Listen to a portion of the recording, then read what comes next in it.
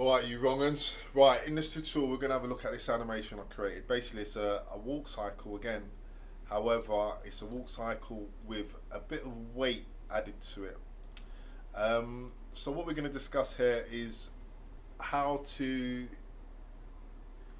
do a weight in a walk cycle. Now, it's my suggestion is if you haven't done if you haven't checked out my run cycle and walk cycle tutorial, I would suggest you do so, because this is just basically a variation of the walk. So all the principles I used in the walk and the run apply to this. However, I'm going to just show you a couple of things that I feel is important to know about when you're trying to add a bit of weight. So if you look at a woman who's overweight, for example, if they say, well, you say overweight, but say for example she's pregnant, which is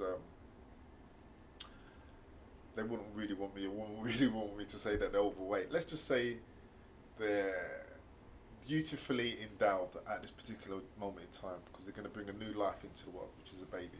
And if you look at the way they walk, they would have their feet would be slightly splayed out.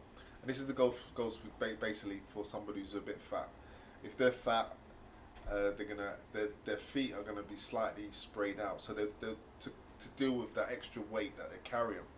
This character here is carrying a weight. It's not really heavy, but it's semi-heavy. So if you look at the animation, it's basically because the weight's kind of heavy. It's slow up, fast down, slow up, fast down. So that's basically the movement of it. Fast up, slow down. The other thing that you have to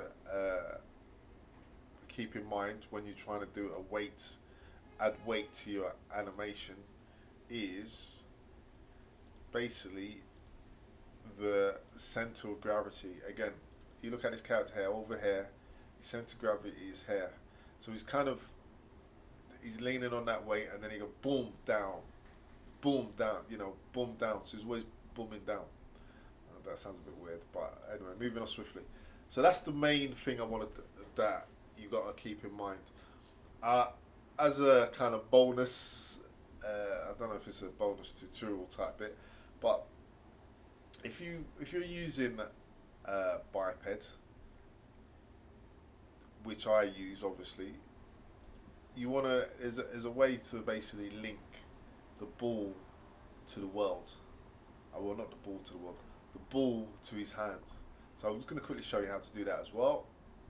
Again, it's not really that important, especially if you're using Maya or Blender, but let's have a look. So basically you got the ball, and then what you would do, you go to animation, and then you go constraints,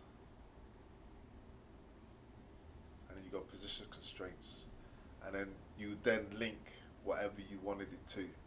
So in this situation, I linked it to the hand, and then basically what would happen then, because once you've linked it, it will follow the hand everywhere it goes. Yeah, that's how you do it. Right, this one just a quick one really. So that's it really. So you budding animators, artists, game developers, remember, don't be a slave to the algorithm. Be at peace, be cool, be good to each other, and I'm out. Goodbye.